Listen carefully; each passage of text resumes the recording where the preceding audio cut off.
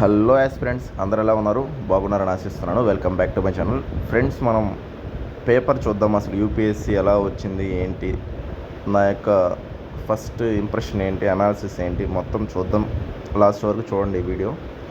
So చూసుకున్నట్లయితే paper ఎలా ఉంది అంటే, ఎప్పుడైనా గుర్తుపెట్టుకోండి, యూపీఎస్సీ పేపర్స్ కానీ, గ్రూప్ 1 కానీ, ఏ పేపర్స్ అయినా సరే సబ్జెక్ట్స్ అనేవి మనకి చాలా సబ్జెక్ట్స్ ఉండవు. ఒక్కో సబ్జెక్ట్ టఫ్ ఉంటాయి, ఒక్కో సబ్జెక్ట్ ఈజీగా ఉంటాయి, ఒక్కో సబ్జెక్ట్ మోడరేట్గా ఉంటాయి. అలా డిజైన్ చేస్తారండి పేపర్స్ అనేవి.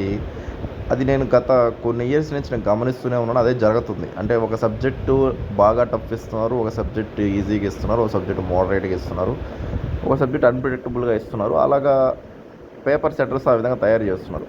చూస్తే ఈ పేపర్ మొత్తానికి నాకు అర్థమైంది ఏంటంటే, పాలిటీ అనేది ఈజీగా ఉంది కంపేర్ టు అదర్ సబ్జెక్ట్స్. ఎప్పుడైనా సరే పాలిటీని బాగా చదువుకున్న వాళ్ళకి ఒక ఎడ్జ్ ఉంటుందండి. ఎందుకంటే ఎంతైనా సరే 1-2 క్వశ్చన్లు బయటకు పోతాయి, కానీ మిగతా అంతా కోర్ నుంచే వస్తాయి.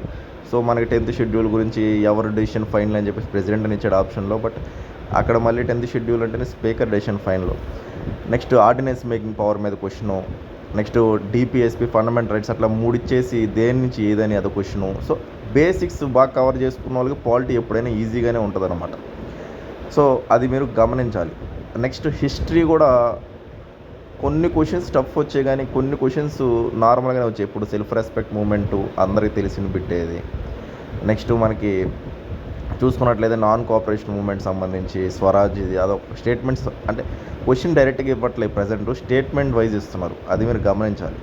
హిస్టరీ కొంచెం అంటే ఇప్పుడు మనకి రాజేంద్ర చోళా గురించి అడిగారు క్వశ్చను.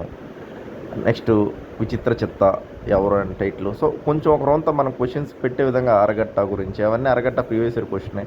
సో కొన్ని క్వశ్చన్స్ డైరెక్ట్ హిస్టరీ పెట్టవచ్చు, కొన్ని క్వశ్చన్స్ అటు ఇటు ఉంటాయి. బట్ హిస్టరీ నువ్వు అటెంప్ట్ చేయొచ్చు, పాలిటీ అటెంప్ట్ చేయొచ్చు.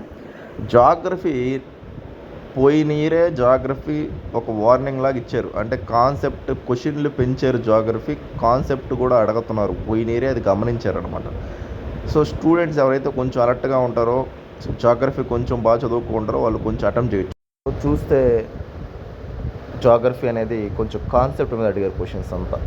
అంటే డైరెక్ట్గా ఏం లేవు, కానీ కాన్సెప్ట్ అప్లికేషన్ మీద క్వశ్చన్స్ కనిపించాయి. డస్ట్ పార్టికల్స్ ఎక్కడ ఉంటాయి, ఇప్పుడు పోలార్ రీజన్స్లో వాటర్ మెల్ట్ అయితే అవి పోల్స్ సైడ్ వస్తాయా, లేకపోతే ఎట్లా వెళ్తాయి ఏంటి అని కాన్సెప్ట్ మీద క్వశ్చన్స్ కనిపించాయి జాగ్రఫీ మొత్తం. సో ఎవరైతే కాన్సెప్ట్స్, అదే మీరు ఎప్పుడైనా చెప్పేది ఏంటంటే, సబ్జెక్ట్ నేర్చుకోవడం అంటే బుక్లో ఉన్నది ఎగ్జాక్ట్గా నేర్చుకోవడం కాదండి, అప్లికేషన్ ఉండాలి. మీలో క్యూరియాసిటీ పెరగాలి, దాని గురించి బాగా డీటెయిల్ చదవాలి. అప్పుడే మీరు క్వశ్చన్స్ ఆన్సర్ చేస్తారు. అది నేను స్టూడెంట్స్ చెప్పుకునే ఉంటా. అదే జరిగింది జాగ్రఫీ సబ్జెక్ట్లో కూడా. పర్టికులర్గా కొంచెం క్యూరియస్గా నువ్వు ఓన్గా నీ రీసెర్చ్ గూగుల్స్ని వాడి నువ్వు కొంచెం తెలుసుకుంటూ చదువుకుంటూ పోతేనే జరగద్దు పని, లేదంటే అవ్వదు. డైరెక్ట్ అది జాగ్రఫీలో కనిపించింది. నెక్స్ట్ ఎకానమీ ఎప్పుడైనా స్కోరింగే. ఏ పేపర్ అయినా తీసుకోండి, అది యూపీఎస్సీ సైన్ గ్రూప్ ఎప్పుడైనా స్కోరింగే.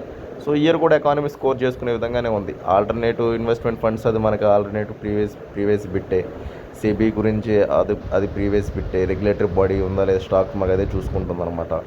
నెక్స్ట్ మనకి కానీ కొన్ని క్వశ్చన్స్, ఇప్పుడు నేను డెఫిసిట్స్ గ్రూప్ 2 గురించి చెప్పా. Physical deficit, revenue deficit, primary deficit, gross primary deficit, ఇవి ఫార్ములాస్ కూడా చెప్పా. ఫార్ములాస్ మీద అడిగారు. అంటే డైరెక్ట్గా అందరూ మామూలు పెట్టేస్తాడు, ఫార్ములాస్ మీద అడిగారు. అది ఫార్ములాస్ తెలిసిన ఈజీగా పెట్టేయచ్చు ఆన్సర్స్. అంత కష్టమేం కాదు. ఆ 2 క్వశ్చన్స్ ఇచ్చారు, కానీ అప్లికేషన్ ఇచ్చారు. ఇది కూడా మీరు గమనించాల్సింది ఏంటంటే, ఫిగర్స్ ఇచ్చి నిన్ను అప్లై చేయమన్నారు. అది మీరు అర్థం చేసుకోవాలా. అప్లికేషన్స్ మీద ఉన్నాయి, డైరెక్ట్గా మనం చదివితే కాదు. కొంచెం ఆలోచించి కొంచెం పెట్టే విధంగా ఉన్నాయి. ఎకానమీ అయితే అటెంప్ట్ చేయొచ్చు, క్వశ్చన్స్ బాగానే ఉన్నాయి. కొన్ని 1-2 క్వశ్చన్స్ ఇప్పుడు బాండ్ హోల్డర్స్ గురించి అడిగారు. స్టాక్ మార్కెట్ సంబంధించి ఏది ప్రయారిటైజ్ ఇస్తారు, అట్లా కొన్ని కాన్సెప్ట్స్ అడుగున్నారు. నెక్స్ట్ ఆర్బీఐ మీద లేదే క్వశ్చన్ అసలు ఏ ఎకానమీ పేపర్ మ్యాక్సిమం ఉండదు. ఈసారి కూడా ఆర్బీఐ ఫంక్షన్స్ ఏంది. సో మనకి ప్రింటింగ్ అండ్ డిస్ట్రిబ్యూటింగ్ కరెన్సీస్ అని చెప్పి సీనోరేజ్ ఉంటుంది. సో ఆర్బీఐకి వెళ్తుంది. నెక్స్ట్ గవర్నమెంట్ బాండ్స్ సెల్ చేయడం. సో అవన్నీ బేసిక్స్ అనమాట. అది కానీ ఇక్కడ డైరెక్ట్ లేవు. 4-5 ఇచ్చేసి దాంట్లో ఎన్ని కరెక్ట్, 1, 2, 3 కరెక్ట్ అట్లాగే ఇస్తున్నారు క్వశ్చన్స్. సో ప్రతిదీ మీరు కరెక్ట్గా ఎగ్జాక్ట్గా చదువుకోవాలి. కానీ షాకింగ్ ఏంటంటే, ఈసారి ఈ పేపర్లో మొత్తానికల్లా science and technology environment questions పెంచారండి. మామూలుగా సైన్స్ అండ్ టెక్నాలజీ ఎన్విరాన్మెంట్ వస్తాయి, కానీ క్వశ్చన్స్ ఈ రేంజ్లో వస్తాయని ఎవరు ఎక్స్పెక్ట్ చేసి ఉండరు. బట్ పేపర్లో ఆ విధంగా కనిపించేసరికి అందరూ కొంచెం షాక్ అయి ఉంటారు. అది కూడా ఓన్లీ 1, ఓన్లీ 2, ఓన్లీ 3 ఇవి కూడా కనిపించాయి. మళ్ళీ స్టేట్మెంట్ అండ్ కంక్లూషన్స్ ఇచ్చేసాడు. నెక్స్ట్ మళ్ళీ 3 ఇచ్చేసి స్టేట్మెంట్ 1 అండ్ 2 దాన్ని సజెస్ట్ అది చేస్తుందని చెప్పేసి స్టేట్మెంట్ 1ని. సో అలా క్వశ్చన్స్ అన్ని అర్థం చేసుకోవడం అవన్నీ పెట్టడం చాలా కష్టం అనిపిస్తుంది science and technology. So questions పెంచారు. స్పీసీస్ గురించి అసలు ఎన్నో స్పీసీస్ ఉంటే ఒక స్పీసీస్ గురించి అడిగారు. అది అసలు ఎక్కడుందో కూడా తెలియని పరిస్థితి. సో అట్లాగా క్వశ్చన్స్ కనిపిస్తున్నాయి నీట్గా. అంటే ఫ్యూచర్ మీద గమనించి అడుగుతున్నాను క్వశ్చన్స్. ఇప్పుడు ఎలక్ట్రిక్ వెహికల్స్ సంబంధించి ఫ్యూచర్స్ అవి అంటే ఫ్యూచర్ ఎట్లా ఉండాలి దాని మీద నడుస్తుంది అన్నమాట. దాని మీద అడగడం.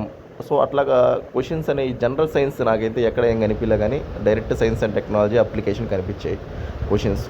సో ఆ పోర్షన్ ఎక్కువ క్వశ్చన్స్ కనిపించడం వల్ల పేపరు ఒక రౌండ్ టఫ్ అనిపించుంటుంది అందరికీ సైన్స్ అండ్ టెక్నాలజీ సంబంధించి. మిగతా పాలిటీ, హిస్టరీ, ఎకానమీ 3 డూయబుల్ అనమాట. డూయబుల్ అంటే ఏంది 100కి 100 పెట్టడం అని కాదండి. మినిమం నువ్వు హాఫ్ ఆఫ్ ద క్వశ్చన్స్ అన్న అప్రోచ్ అవ్వగలుగుతావు లేదా అనేది డూయబుల్ అంటారు దాన్ని. ఓకేనా? సో పేపర్కి యావరేజ్గా చూసుకుంటే మొత్తానికి మోడరేట్ టు డిఫికల్ట్ అనేది చెప్పగలగాలి మొత్తం పేపర్ చూస్తే. సో కట్ ఆఫ్ కూడా చూసుకున్నట్లయితే నేను ఎస్టిమేట్ చేసేది ఏంటంటే పోయినసారే జనరల్కి 88, 87 దాకా ఉండింది. సో ఇయర్ అట్లే ఉంటుందండి, 90 దాకా ఉండొచ్చు అంతే. దానికి మించి 90 to 95 general maximum score.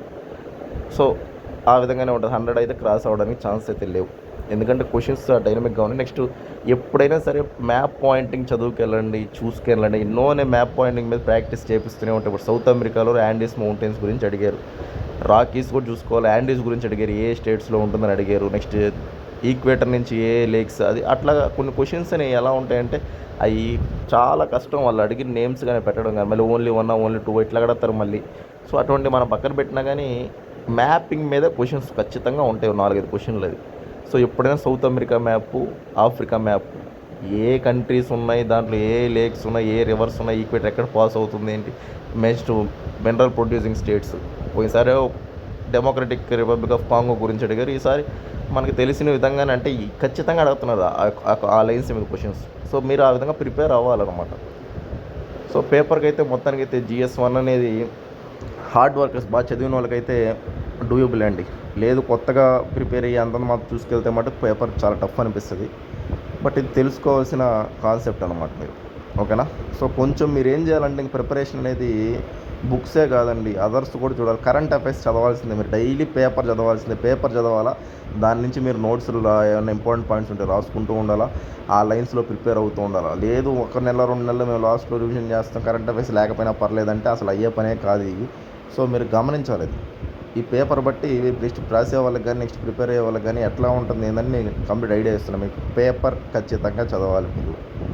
Places in news అడుగుతున్నారు, అవన్నీ ఎట్లా వస్తాయి, ప్రొడ్యూసింగ్ ఏ ఒక కంట్రీ ఎక్కడ ప్రొడ్యూస్ ఏం చేస్తుందని అడుగుతున్నాడు. ఇప్పుడు ఇండోనేషియా నిక్కిలా, ఇప్పుడు మన చిలే లిథియమ్మ, మన ఇండియా కూడా అడగొచ్చు, ఓల్డ్లో అడగొచ్చు. ఎట్లయినా అడుగుతారు క్వశ్చన్స్. అవన్నీ ఎట్లా తెలుస్తాయి అంటే మీకు ఆ యొక్క అనాలిసిస్ ఉంటేనే. ఓకే ఫ్రెండ్స్, అయితే మీకు ఏమనిపిస్తుందో కింద కామెంట్ చేయండి. Thank you.